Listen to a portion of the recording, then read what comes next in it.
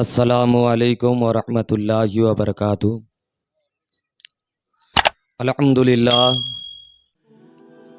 الحمدللہ رب العالمین والعاقبۃ للمتقین والصلاۃ والسلام علی سید المرسلین وعلی آلہ واصحابہ الکریم، اما بعد فاعوذ باللہ من الشیطان الرجیم، ببرکتی بسم اللہ الرحمن الرحیم۔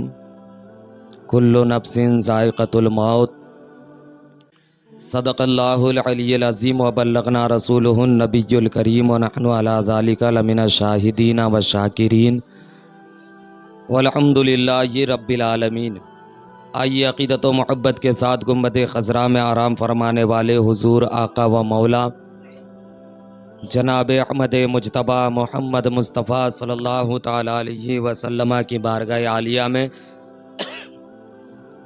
عقیدت و محبت کے ساتھ درود شریف کا تحفہ پیش کریں۔ پڑھیں اللہم صلی علی سیدنا و شفیعنا حبیبنا و نبینا مولانا محمد بارک وسلم، صلو علیہ صلاۃ و سلاما علیک یا رسول اللہ یا حبیب اللہ۔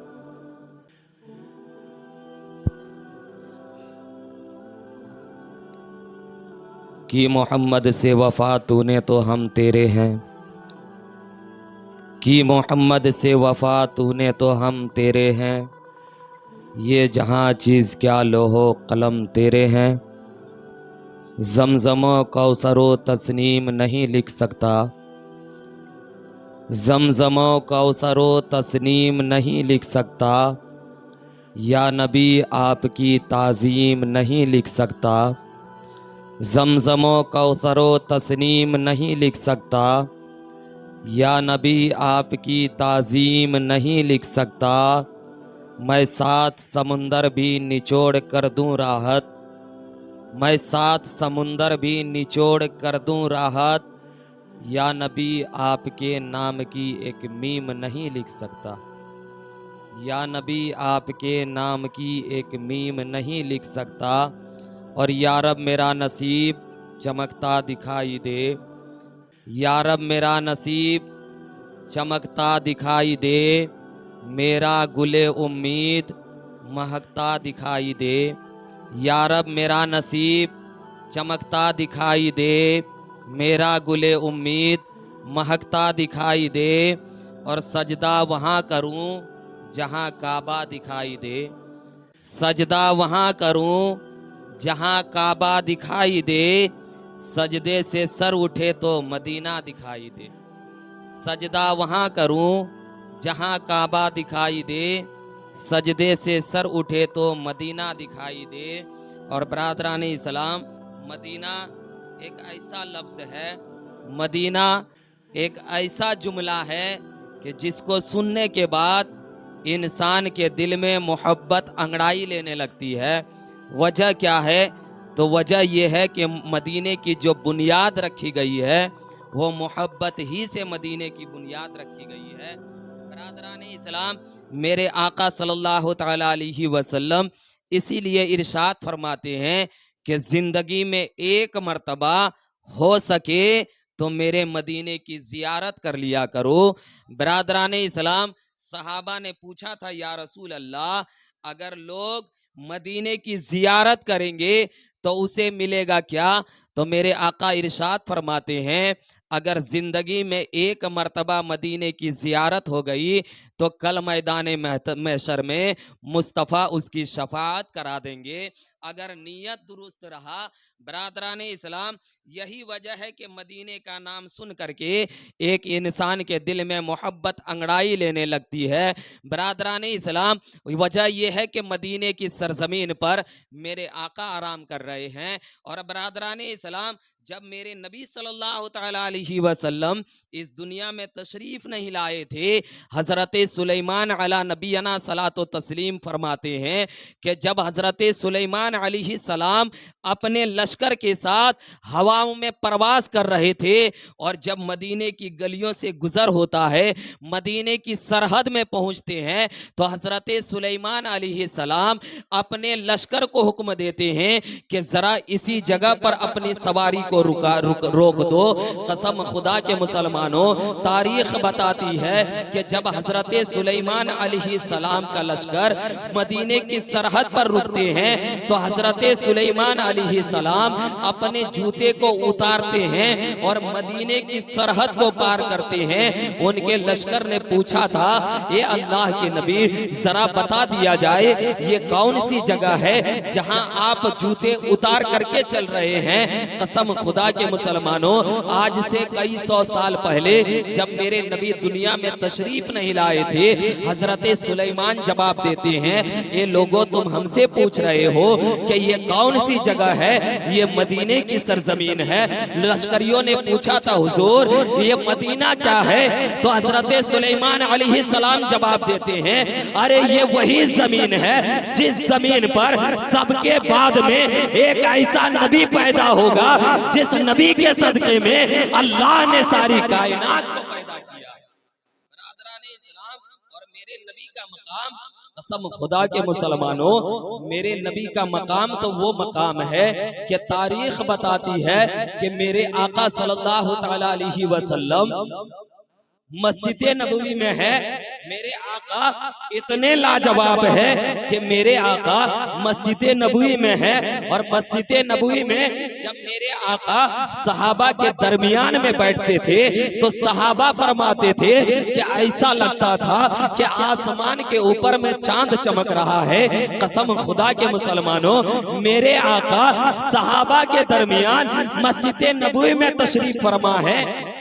بتاتی ہے کہ ایک یہودی کا بچہ ہے، جو یہودی انتقال ہو چکا ہے، وہ یہودی کا بچہ اپنی بکریاں چرا رہا ہے، اور بکریاں چرانے کے بعد جب جنگل کے اندر میں وہ یہودی کا بچہ بکریاں چرا رہا تھا، میرے مصطفیٰ مسجد نبوی میں صحابہ کی مجلس میں بیٹھے ہوئے ہیں، اچانک جنگل سے اس یہودی کے بچے کی بکریاں دوڑ مارتی ہے۔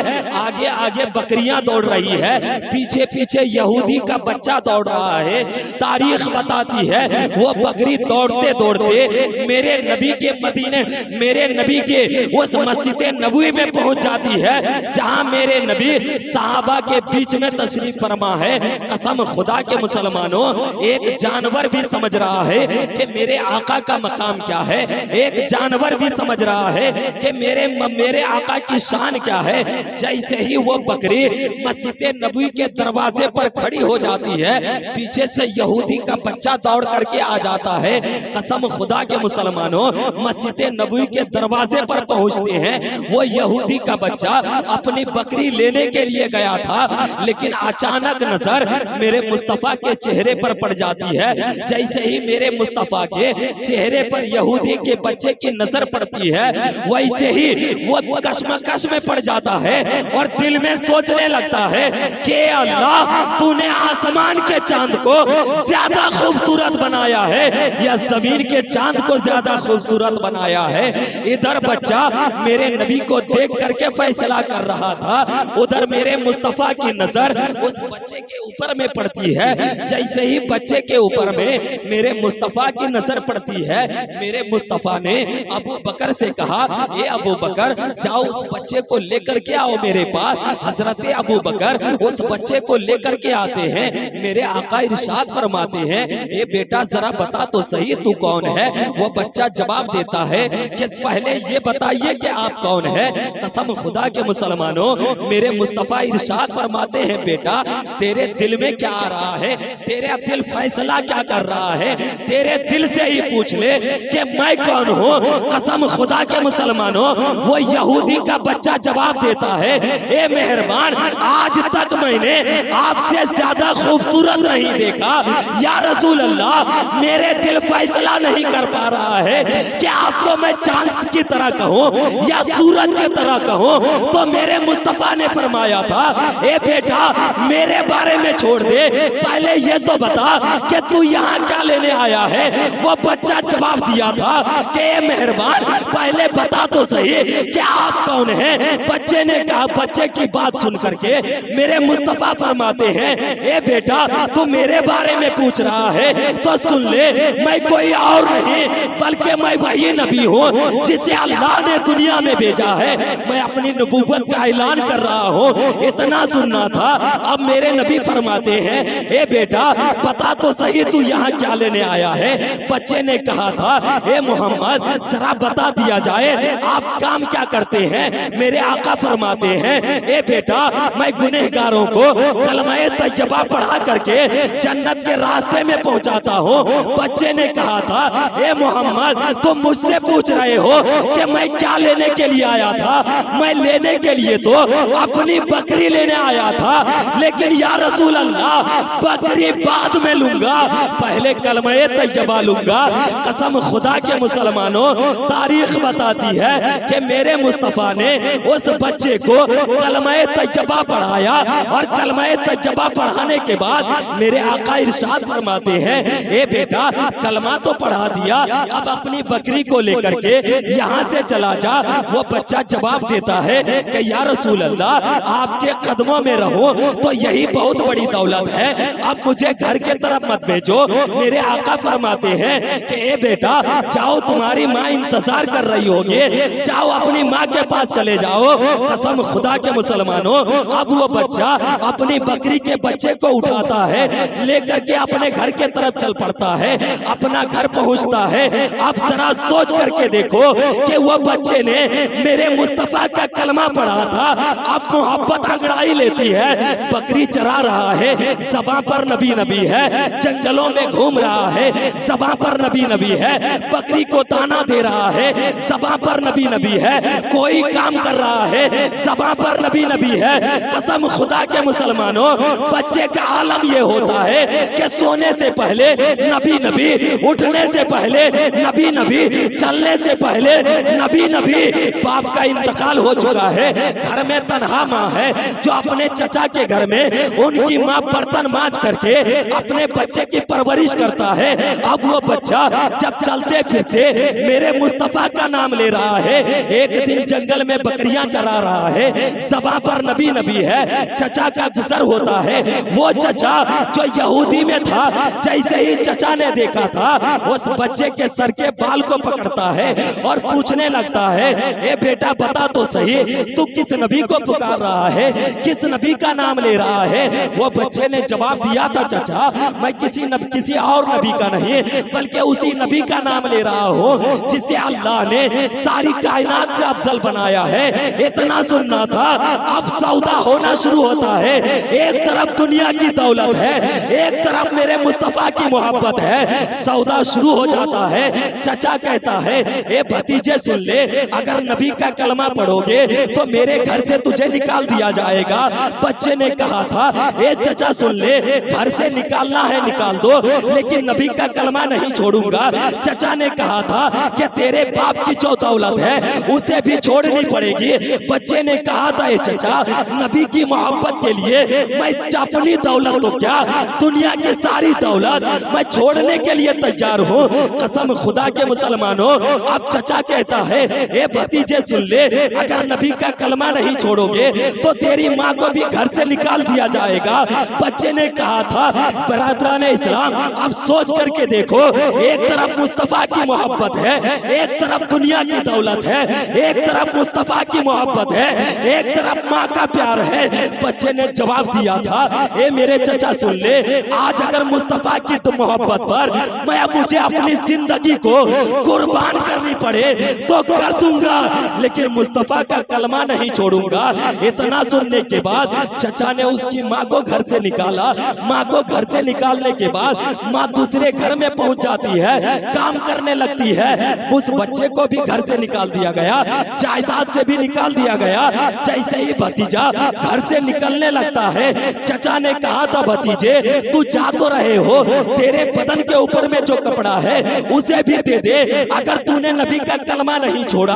कसम खुदा के मुसलमानों, बच्चे ने कहा था, चचा कुछ तो शर्म करो, मुस्तफा की मोहब्बत पर इस तरह सौदा कर रहे हो। अगर मैं मुस्तफा की बारगाह में गया तो नंगा बदन कैसे जाऊंगा। चचा ने कहा था, ए भतीजे सुन ले, या तो मुस्तफा का कलमा छोड़ दे या तो अपने बदन کا کپڑا اتار دے۔ بچے نے کہا تھا چچا اگر تمہارے اندر غیرت ختم ہو گئی ہے تو میں اپنے مصطفیٰ کی محبت پر اپنے بدن کے کپڑے کو بھی اتار دوں گا۔ تاریخ بتاتی ہے کہ اس بچے نے اپنے بدن کے کپڑے کو اتارا، ننگے بدن ہو کر کے راستے میں چل رہا ہے۔ اب دماغ کے اندر میں ایک ہی خیال ہے کہ ساری دنیا نے ٹھکرا دیا، گھر سے اپنوں نے نکال دیا، دل نے فیصلہ کیا کہ جس کا کوئی نہیں ہوتا اس کا مدینے کے تاجدار ہوتا ہے۔ اس بچے کے دل نے کہا تھا اے بچہ سوچ کیا رہے ہو، ساری دنیا نے ٹھکرا دیا، تو مصطفیٰ کی بارگاہ میں چلا جا۔ دل کہہ رہا ہے لیکن ذہن کہتا ہے اے بیٹا تو نبی کی بارگاہ میں جا تو رہے ہو لیکن ذرا یہ تو بتاؤ بدن پر کپڑے نہیں ہے، ننگے بدن مصطفیٰ کے قریب جاؤ گے، ساری دنیا نے ٹکڑا تو دیا، اگر نبی کی بارگاہ میں جاؤ گے ننگے بدن مصطفیٰ دیکھیں گے، اگر وہ بھی اپنے دربار سے تجھے باہر نکال دے پھر کس کے دروازے پر جاؤ گے؟ قسم خدا کے مسلمانوں، جب بچے کے ذہن نے کہا تھا اپنی ماں کے دروازے پر پہنچتا ہے، ماں سے کہتا ہے اے میری ماں میرے لیے ایک چادر کا انتظام کر دے۔ ماں پوچھتی ہے بیٹا چادر کیا کرو گے؟ بچے نے کہا تھا ماں میں نبی کا مدینہ جا رہا ہوں، میں چاہتا ہوں کہ جب نبی کے سامنے میری حاضری ہو تو مصطفیٰ کی نظر میرے بدن ننگے بدن پر نہ پڑے۔ ماں اندر جاتی ہے، ایک چادر لے کر کے آتی ہے، اس چادر کو دو ٹکڑے کرتی ہے، ایک ٹکڑا تہبند بنایا جاتا ہے، دوسرا ٹکڑا بیٹے کے لیے قمیص بنایا جاتا ہے۔ ماں کہتی ہے بیٹا چند دن رک جا تیرے لیے کپڑے کا انتظام کر دوں گا۔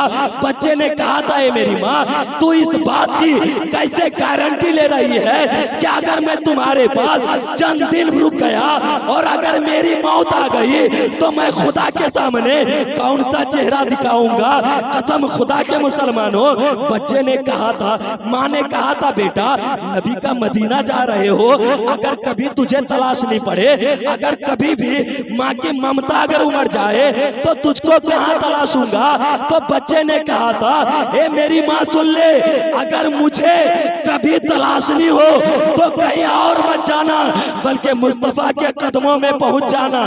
قسم خدا کے مسلمانوں ذرا دیکھو تو صحیح مصطفیٰ کی محبت جب بچے کے دل میں آتی ہے، اب وہ بچہ سفر شروع کرتا ہے۔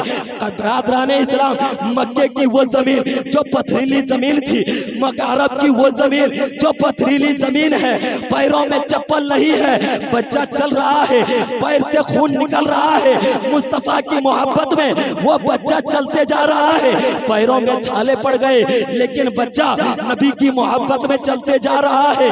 قسم خدا کے مسلمانوں، جب وہ بچہ مصطفیٰ کے مدینے میں پہنچتا ہے، مسجد نبوی کے دروازے پر کھڑا ہو جاتا ہے۔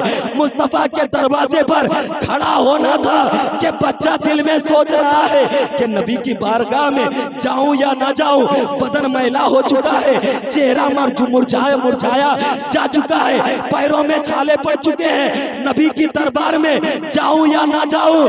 ادھر بچہ سوچ رہا ہے، ادھر میرے اللہ نے اپنے محبوب کو وہ طاقت بخشی کہ میرے محبوب کو پتہ چل چکا ہے کہ میرا دیوانہ آ گیا ہے۔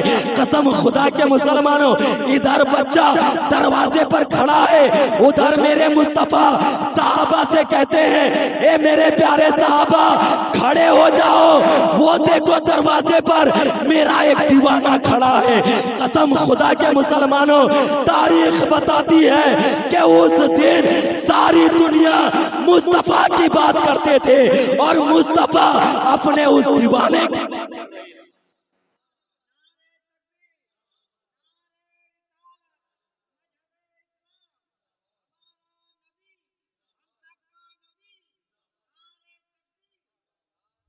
برادران اسلام، محبت ایسی ہوتی ہے کہ جب دل میں مصطفیٰ کی محبت آ جائے، قسم خدا کے مسلمانوں، مصطفیٰ کی محبت کے سامنے میں دنیا کی کوئی حیثیت نہیں ہے۔